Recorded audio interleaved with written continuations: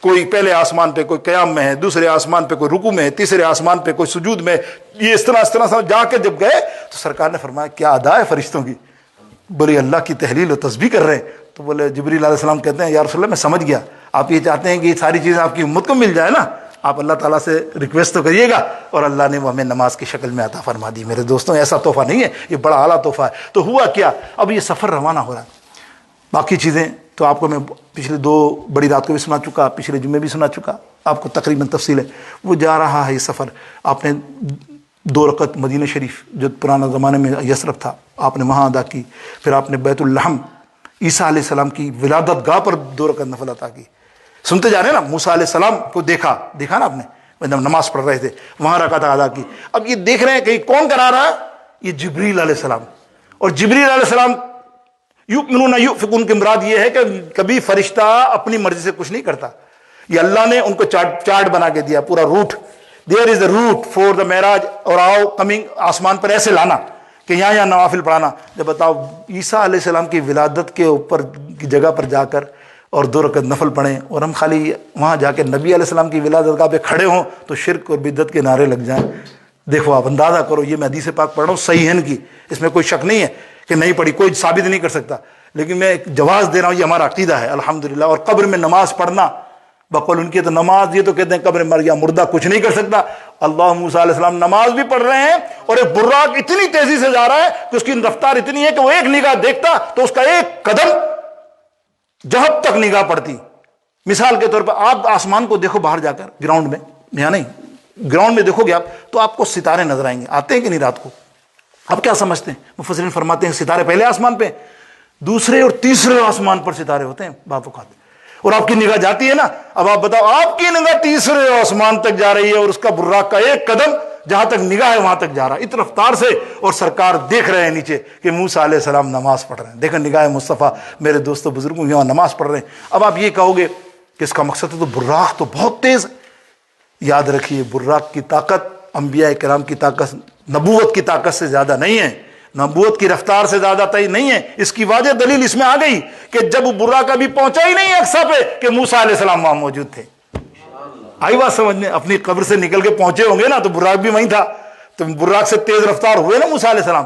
ابھی سرکار علیہ السلام 6 آسمان پہ پہنچے نہیں کہ موسیٰ علیہ السلام وہاں بھی موجود تھے۔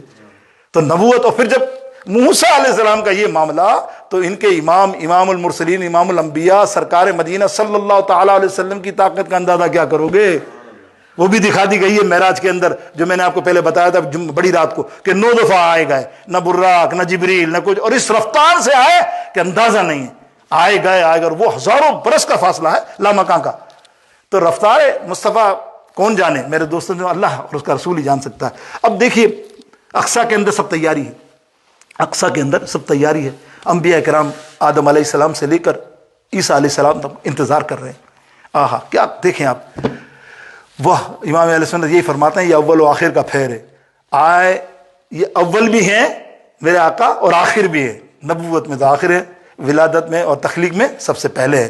اور اسی لیے بتایا گیا انبیاء کرام کو، دیکھو یہ معراج جو ہے نا صرف رسول اللہ صلی اللہ علیہ وسلم کی معراج نہیں، یہ معراج اقصیٰ کی بھی معراج، یہ معراج بیت الحرم شریف کی بھی معراج، یہ معراج انبیاء کرام کی بھی معراج، کہ انبیاء کرام کو امامت کی کس نے؟ سرکار علیہ السلام نے، یہ ان کے لیے معراج ہوئی، آسمان والے کے لیے معراج، جبریل علیہ السلام اور فرشتوں کی معراج، کہ ان کو یہاں میزبان بنا کر اور استقبال میں لے کر نیچے بھیجا گیا، سلیکٹ کیا گیا، اے جبریل تو سردار ہے ان کا، تو جا تیری سربراہی میں سرکار کو لے کر آ۔ تو یہ ان کی بھی معراج ہے۔ اور میرے دوستو بزرگ اب آگے آئیے، اب یہ بات جو بیان کر رہے ہیں امیر خسرو رضی اللہ تعالیٰ ان کے قلم سے میں آپ کو بیان کر رہا ہوں۔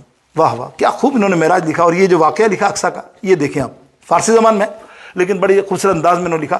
انہوں نے دیکھا وہ معراج منظر کیا تھا اقصیٰ کا، اقصیٰ کا منظر یہ ہے کہ اس مجلس میں جو دنیا عالم میں سب سے اعلیٰ مجلس، ہماری محفلیں ہوتی ہیں نا، اس سے اعلیٰ مجلس، سارے انبیاء پیچھے، میرے آقا علیہ السلام امام، ٹھیک ہے ایسا ہی ہے نا۔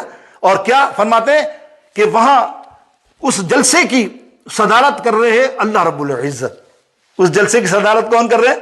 کون کر رہا ہے؟ اللہ رب العزت۔ اس جلسے کی نظامت فرما رہے ہیں حضرت سیدنا جبریل علیہ السلام۔ آپ نے اعلان فرمایا، آپ نے ہاتھ پکڑ کر سرکار علیہ السلام کو آگے ایک مصلی پہ کھڑا کیا، اور اس جلسے کی شمع محفل مہمان خصوصی خاص میرے اور آپ کے آقا مولا محمد مصطفیٰ سرکار مدینہ صلی اللہ تعالی علیہ وسلم تھے. صحیح. تو کیا فرماتے ہیں کہ خدا خود میر مجلس بود اندر لامکان خسرو. خدا خود میر مجلس بود اندر لامکان خسرو. محمد شمع محفل بود کہ شب جائے کہ من بودم.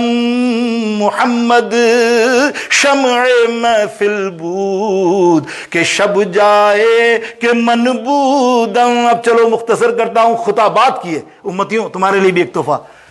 وقت دیکھتا جا رہا ہوں, بہت لمبا سفر. دیکھو میں 3 4 5 روزوں سے کر رہا ہوں اس معراج کو, پورا ہفتہ, ہر الگ الگ نکات پہ.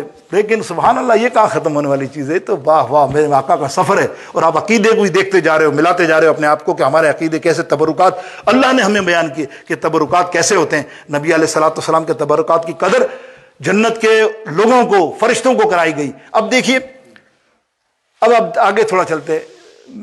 سب نے خطابات کی, حضرت آدم علیہ السلام سے لے کے حضرت ابراہیم علیہ السلام, سب نے وہاں خطاب کیا اس جلسے میں اقصیٰ میں. سب نے اپنا اپنا خطاب کیا, اللہ کی تعریف کی, اپنا شان بیان کی. میں کلیم اللہ, کسی نے کہا میں خلیل اللہ, میں روح اللہ, ٹھیک ہے, میں خلیفۃ اللہ, اپنی شان بیان کی. لیکن کسی نے, سنو میرے غور سے نقطہ سن لو, یہ احسان ہے میرے آقا علیہ السلام کا. حضور علیہ الصلوۃ والسلام کسی نے اپنی امت کا ذکر نہیں کیا, اور میرے نبی نے اللہ کا خطبہ ادا کیا. الحمدللہ کے بعد کیا کہا, اللہ نے مجھے اپنا حبیب بنایا اور مجھے ایسی امت عطا کی ہے, ایسی امت عطا کی جو کسی کو نہیں کی. کیسی امت کہ وہ اول بھی ہے امت اور آخر بھی ہے.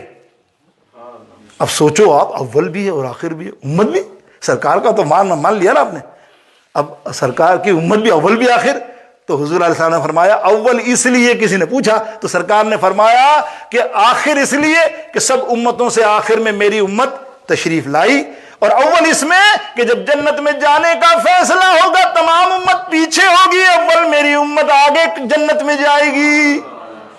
کہ امتی کہتے کہتے پیدا ہوئے, امتی تیری قسمت پہ لاکھوں سلام, امتی تیری. اللہ اکبر. کاش کہ ہم اللہ کے حبیب علیہ الصلوۃ والسلام کے خالی ان احسانات کا ہی بدلہ اتار دیں. اللہ اکبر, کتنی محبت کرتے ہیں. اور یہ بھی فرماتے گئے کہ معراج کا تحفہ بھی ہے. اب دیکھیے ایک اور بات بھی کر لوں اقصیٰ کی, آپ کی نالج میں, آپ بھی اگر جائیں تو کبھی آپ کا جانا ہو اللہ فلسطین اور یروشلم بیت المقدس, تو دیکھیے گا وہاں آج بھی گواہی ہے اور کتابوں میں موجود ہے. تمام علماء نے لکھا, میں نے آپ کو حوالے دیے, علامہ اسماعیل حقی, علامہ یوسف نبہانی علیہ رحمۃ الرضوان, یہ سب اپنی کتابوں میں لکھا کہ جب حضور علیہ السلام سواری آسمان پہ جانے لگی نا, تو حضور علیہ السلام نے ایک بڑے پتھر پہ یہ باندھی ہوئی تھی جبریل نے سواری. حضور علیہ السلام نے قدم رکھا اور دوسرا قدم سواری پہ رکھنے والے تھے, تو پتھر بھی آپ کے قدم کے ساتھ اٹھتا چلا آیا تھا. وہ اٹھتا چلا آیا, یا رسول اللہ اوے کف اسٹاپ, میں تو معراج پہ جا رہا ہوں. کیا یا رسول اللہ مجھے بھی تو ساتھ لے لو. اے ہے پتھر کے دل کی تمنا, آپ جا رہے ہو, میں بھی تو اس میں مسافر بن جاؤں, میں بھی تو سفر کروں. اللہ کے حبیب علیہ الصلوۃ والسلام نے فرمایا کیف, صرف مجھے بلایا نا. اب اتنے میں تمام فرشتے جبریل سمیت اس پتھر کو روکا. یہ میں کیوں بات بتا رہا ہوں سنیے. روکا, وہ پتھر وہیں رک گیا معلق. آج بھی معلق ہے, جا کر دیکھو. وجہ یہ بتا رہا ہوں, آپ بھی جاؤ, آج وہ پتھر ایسا ہے زمین کے اوپر, نیور, سائنس کیا کوئی مان ہی نہیں سکتا کہ یار یہ زمین کے بغیر ٹچ کیے اوپر کیسے, یہ گیپ اور یہ پتھر اوپر ہے. اور پھر میں آپ کو ایک اور اچھی مزے کی بات بتاؤں, جاؤ تو کبھی تبرک لینا. اس پتھر مبارک پر حضور علیہ السلام کے نالین, قدم مبارک کے نشان, اور تمام فرشتوں کے ہاتھوں کے انگلیوں کے نشان موجود ہیں. کبھی تبرک لینے جاؤ, اللہ تمہارا میرا جانا نصیب فرمائے. میرے دوستو, اب یہ سفر روانہ ہوا, آسمانوں کے اوپر روانہ دواں ہیں. پہلا آسمان حضرت آدم علیہ السلام, آپ کو پتا ہے پہلا آسمان آدم علیہ السلام. اب اس میں ایک نیا نقطہ بتاؤں, آپ خیر سنا ہوا ہے آپ نے کہ جب دروازہ پہلا ناک کیا, داروغے ہوتے ہیں, پہلے دروازے سے لے کے آخر دروازے تک ایسے بغیر اجازت کوئی پرندہ تک کیا کوئی پر نہیں جا سکتا آسمان پر.